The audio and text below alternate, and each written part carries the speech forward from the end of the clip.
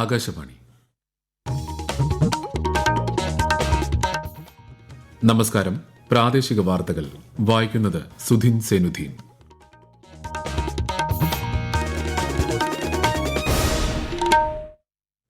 പ്രധാന വാർത്തകൾ. ലോക്സഭാ തിരഞ്ഞെടുപ്പിന്റെ 5ാം ഘട്ട വോട്ടെടുപ്പ് നാളെ. 49 മണ്ഡലങ്ങൾ ബൂത്തിലേക്ക്. 6-7 ഘട്ടങ്ങളിലേക്കുള്ള പ്രചാരണം ഊർജിതം.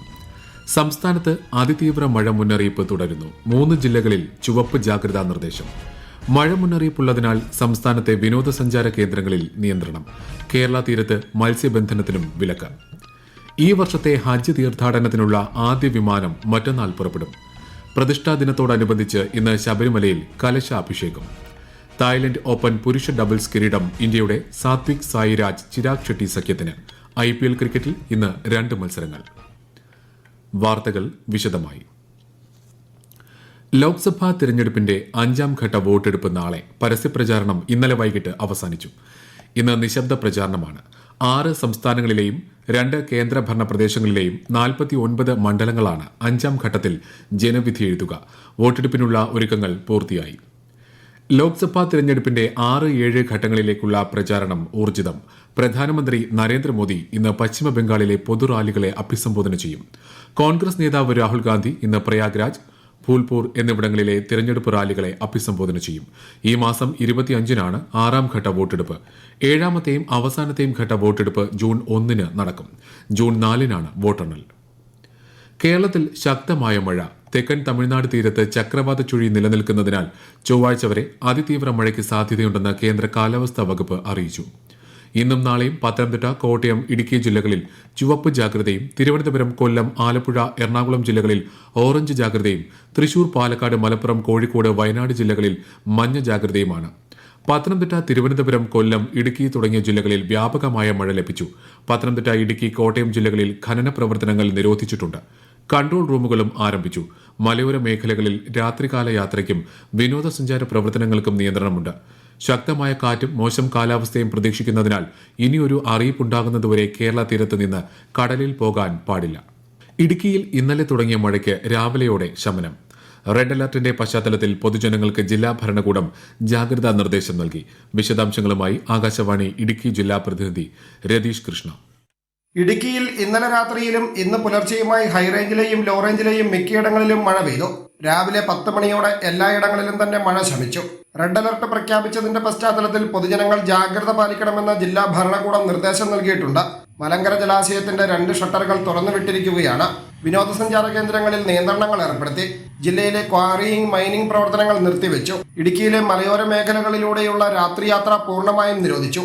അടിയന്തര സാഹചര്യം നേരിടാനായി ജില്ലാ ദുരന്ത നിവാരണ അതോറിറ്റിയിൽ ഉൾപ്പെടെ 6 ഇടങ്ങളിൽ കൺട്രോൾ റൂമും സജ്ജീകരിച്ചിട്ടുണ്ട്.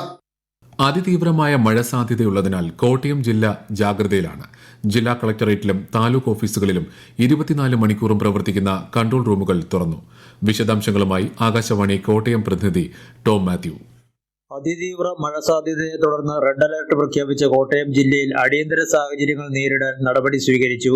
ജില്ലാ കളക്ടറേറ്റിലും താലൂക്ക് ഓഫീസുകളിലും 24 മണിക്കൂറും പ്രവർത്തിക്കുന്ന കൺട്രോൾ റൂമുകൾ തുറന്നിട്ടുണ്ട്.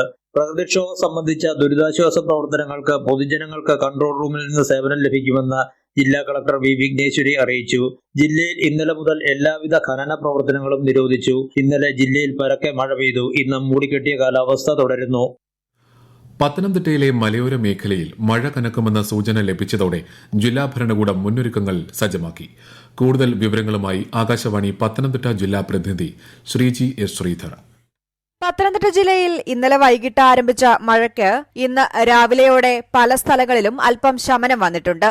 എന്നാൽ മലയോര മേഖലകളിൽ മഴ തുടരുന്നുമുണ്ട്. കുമളി പത്തനംതിട്ട ഗവി റോഡിൽ മൂഴിയാർ 40-ന് സമീപം മണ്ണിടിഞ്ഞു വീണ് KSRTC ബസിന് തടസ്സം സൃഷ്ടിച്ചെങ്കിലും യാത്രക്കാർ ഉൾപ്പെടെ 1 മണിക്കൂറിനുള്ളിൽ മണ്ണ് നീക്കം ചെയ്ത് റോഡ് ഗതാഗത യോഗ്യമാക്കി. ദുരന്ത സാധ്യതയുള്ളതിനാൽ ഗവി ഉൾപ്പെടെയുള്ള വിനോദസഞ്ചാര കേന്ദ്രങ്ങളിലേക്ക് പ്രവേശനം ഇല്ല. ദുരന്ത സാധ്യത മുന്നിൽ കണ്ട് ജില്ലാ ഭരണകൂടം എല്ലാവിധ മുന്നൊരുക്കങ്ങളും ഒരുക്കിയിട്ടുണ്ട്. കനത്ത മഴയെ തുടർന്ന് തിരുവനന്തപുരം നഗരത്തിൽ വെള്ളക്കെട്ട് രൂക്ഷമായി. അട്ടക്കുളങ്ങര, ചാല റോഡ്, കുമാരപുരം, കഴക്കൂട്ടം, കുളത്തൂർ, ഉള്ളൂർ എന്നിവിടങ്ങളിലാണ് വെള്ളക്കെട്ട് കൂടുതൽ രൂക്ഷം. ഈ പ്രദേശങ്ങളിലെ വീടുകളിലും കടകളിലും വെള്ളം കയറി. ഇതോടൊപ്പം നഗരത്തിൽ സ്മാർട്ട് സിറ്റിക്കായി എടുത്ത കുഴികളിലും വെള്ളം നിറഞ്ഞു. സംസ്ഥാനത്ത് കനത്ത മഴ മുന്നറിയിപ്പ് നിലനിൽക്കുന്ന സാഹചര്യത്തിൽ വിനോദസഞ്ചാര മേഖലയിൽ നിയന്ത്രണം ശക്തമാക്കി. വെള്ളച്ചാട്ടം, ജലാശയങ്ങളുമായി ബന്ധപ്പെട്ട മറ്റ് വിനോദസഞ്ചാര കേന്ദ്രങ്ങൾ എന്നിവയ്ക്ക് നിയന്ത്രണങ്ങൾ ഏർപ്പെടുത്തി. ഇത്തരം സ്ഥലങ്ങളിലേക്കുള്ള റോഡുകളിൽ തന്നെ മണ്ണിടിച്ചിൽ സാധ്യതയുള്ളതിൽ സുരക്ഷാ ബോർഡുകൾ സ്ഥാപിക്കുകയും യാത്രാ നിയന്ത്രണങ്ങൾ ഏർപ്പെടുത്താനും ദുരന്ത നിവാരണ അതോറിറ്റി നിർദ്ദേശിച്ചു. ജലനിരപ്പ് ഉയർന്നതിനെ തുടർന്ന് ഇടുക്കി മലങ്കര ഡാമിന്റെ 2 ഷട്ടറുകൾ തുറന്നതിനാൽ തൊടുപുഴ, മൂവാറ്റുപുഴ ആറുകളുടെ കരകളിൽ താമസിക്കുന്നവർ ജാഗ്രത പാലിക്കണം. തിരുവനന്തപുരം അരുവിക്കര ഡാമിന്റെ 2 ഷട്ടറുകളും ഉയർത്തി. പത്തനംതിട്ട അടവി കുട്ടവഞ്ചി സവാരി കേന്ദ്രം പ്രവർത്തിക്കില്ല. തമിഴ്നാട്ടിലെ വിവിധ ഇടങ്ങളിലും കനത്ത മഴയ്ക്ക് സാധ്യതയെന്ന് കേന്ദ്ര കാലാവസ്ഥാ വകുപ്പ്. തേനി, തിരുനെൽവേലി, തെങ്കാശി എന്നിവിടങ്ങളിൽ ഇന്ന് ചുവപ്പ് ജാഗ്രതയും നീലഗിരി, കോയമ്പത്തൂർ, തിരുപ്പൂർ, ഡിണ്ടിഗൽ, കന്യാകുമാരി ജില്ലകളിൽ ഓറഞ്ച് ജാഗ്രതയുമാണ്. ഊട്ടിയടക്കമുള്ള വിനോദസഞ്ചാര കേന്ദ്രങ്ങളിലേക്കുള്ള യാത്ര തിങ്കളാഴ്ച വരെ വിലക്കി. ഈ വാർത്തകൾ ആകാശവാണിയിൽ നിന്ന്. ഈ വർഷത്തെ ഹജ്ജ് തീർത്ഥാടനത്തിനുള്ള ആദ്യ വിമാനം മറ്റന്നാൾ കരിപ്പൂരിൽ നിന്ന് പുറപ്പെടും. 166 തീർത്ഥാടകരാണ് ആദ്യ യാത്രയിൽ ജിദ്ദയിലേക്ക് പുറപ്പെടുക. സംസ്ഥാന ഹജ്ജ് ക്യാമ്പിന് മറ്റന്നാൾ കരിപ്പൂർ ഹജ്ജ് ഹൌസിൽ തുടക്കമാകും. ശബരിമല പ്രതിഷ്ഠാ ദിനമായ ഇന്ന് സന്നിധാനത്ത് അല്പസമയത്തിനകം കലശാഭിഷേകം നടക്കും. പ്രതികൂല കാലാവസ്ഥയിലും സന്നിധാനത്ത് നല്ല തിരക്കാണ് അനുഭവപ്പെടുന്നത്. ഇടവമാസ പൂജ, പ്രതിഷ്ഠാ ദിനം എന്നിവയ്ക്കായി തുറന്ന ശബരിമല ക്ഷേത്രനട ഇന്ന് രാത്രി 10-ന് അടയ്ക്കും.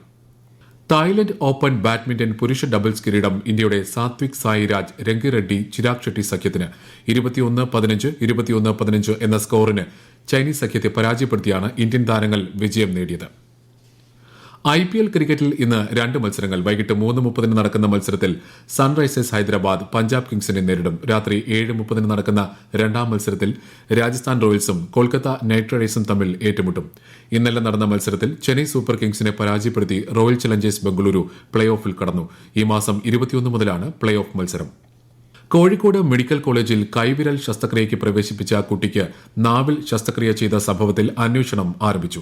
വിശദമായ അന്വേഷണം നടത്തി തുടർ നടപടി സ്വീകരിക്കാൻ മെഡിക്കൽ വിദ്യാഭ്യാസ ഡയറക്ടർക്ക് ആരോഗ്യമന്ത്രി നിർദ്ദേശം നൽകിയിരുന്നു. സംഭവത്തെ തുടർന്ന് ശസ്ത്രക്രിയ നടത്തിയ ഡോക്ടർക്കെതിരെ വകുപ്പുതല നടപടിയെടുത്തിരുന്നു. അമീബിക് മസ്തിഷ്ക ജ്വരം ബാധിച്ച് കോഴിക്കോട് മെഡിക്കൽ കോളേജ് ആശുപത്രിയിൽ ചികിത്സയിലുള്ള കുട്ടിയുടെ ആരോഗ്യനിലയിൽ മാറ്റമില്ല. കുട്ടി ഇപ്പോഴും തീവ്രപരിചരണ വിഭാഗത്തിലാണ്. മലപ്പുറം മുന്നിയൂർ പഞ്ചായത്തിലെ 5 വയസ്സുള്ള കുട്ടിക്കാണ് രോഗം സ്ഥിരീകരിച്ചത്. കോഴിക്കോട് പന്തീരങ്കാവിൽ ഭർത്തൃവീട്ടിൽ നവവധുവിന് മർദ്ദനമേറ്റ കേസിൽ പ്രതി ചേർക്കപ്പെട്ട ഭർത്താവ് രാഹുൽ ഉപയോഗിച്ച കാർ പോലീസ് കസ്റ്റഡിയിലെടുത്തു. രാഹുലിനെ കണ്ടെത്താൻ ബ്ലൂ കോർണർ നോട്ടീസ് പുറപ്പെടുവിക്കുന്നതിനുള്ള തുടർ നടപടികൾ പുരോഗമിക്കുന്നു. കേസിൽ രാഹുലിന്റെ കുടുംബാംഗങ്ങൾ മുൻകൂർ ജാമ്യാപേക്ഷയുമായി കോടതിയെ സമീപിച്ചിട്ടുണ്ട്. കണ്ണൂർ ജില്ലയിൽ ഇന്ന് ശുചിത്വ ഹർത്താൽ. തദ്ദേശ സ്ഥാപനങ്ങളുടെ നേതൃത്വത്തിൽ പൊതുസ്ഥല ശുചീകരണം, വീടുകൾ, സ്ഥാപനങ്ങൾ തുടങ്ങിയവയുടെ ശുചീകരണം, മലിനജല സംസ്കരണ പദ്ധതികൾ ആരംഭിക്കൽ, കൊതുക് നശീകരണ പ്രവർത്തനങ്ങൾ തുടങ്ങിയവയാണ് നടത്തുന്നത്. ഇന്ന് മുൻ മുഖ്യമന്ത്രി EK നായനാരുടെ 20ാം ചരമവാർഷിക ദിനം.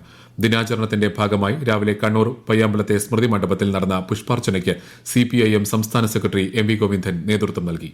തുടർന്ന് ഭരണശ്ശേരിയിലെ നായനാർ അക്കാദമി ഓഡിറ്റോറിയത്തിൽ അനുസ്മരണ സമ്മേളനം ചേർന്നു. അദ്ദേഹത്തിന്റെ ജന്മനാടായ കല്യാശ്ശേരിയിലും വൈകിട്ട് അനുസ്മരണ പരിപാടികൾ നടക്കും.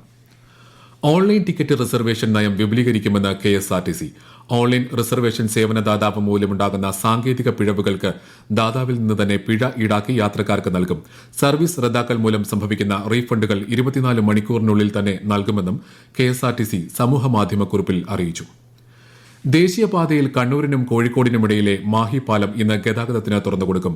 അറ്റകുറ്റപ്പണിക്കായി കഴിഞ്ഞ മാസം 28-നാണ് പാലം പൂർണ്ണമായും അടച്ചത്. പഴങ്ങൾ കൃത്രിമമായി പാകപ്പെടുത്തുന്നതിന് കാൽസ്യം കാർബൈഡ് ഉപയോഗിക്കുന്നത് നിരോധിച്ചുകൊണ്ടുള്ള നിയമം കർശനമായി പാലിക്കണമെന്ന് ഭക്ഷ്യസുരക്ഷാ സ്റ്റാൻഡേർഡ് അതോറിറ്റി ഓഫ് ഇന്ത്യ. ഇത് സംബന്ധിച്ച് പഴവ്യാപാരികൾ, ഭക്ഷ്യസംസ്കരണ മേഖലയിലുള്ളവർ തുടങ്ങിയവർക്ക് FSSAI മുന്നറിയിപ്പ് നൽകി. ഇത്തരം പ്രവൃത്തികളിൽ ഏർപ്പെടുന്നവർക്കെതിരെ കർശന നിയമ നടപടികൾ സ്വീകരിക്കും.